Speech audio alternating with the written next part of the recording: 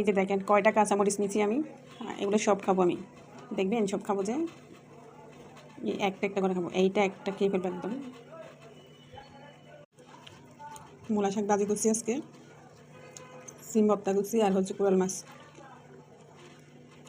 এরকম দুপুরবেলা গরম গরম শাক দিয়ে কাঁচামরিচ দিয়ে খেতে অসাধারণ। অলরেডি দুটা খেয়ে ফেলছি কাঁচামরিচ, কি ঝাল, অনেক মজা অনেক মজা। কে কে খাবেন চলে আসেন। এখন আবার খাবো কাঁচামরিচ, দেখতে থাকেন কয়টা খাই।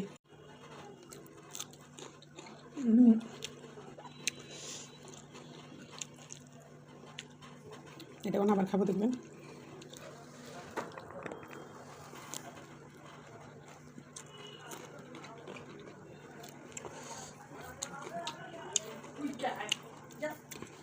ভর্তা দিয়ে খাচ্ছি যখন,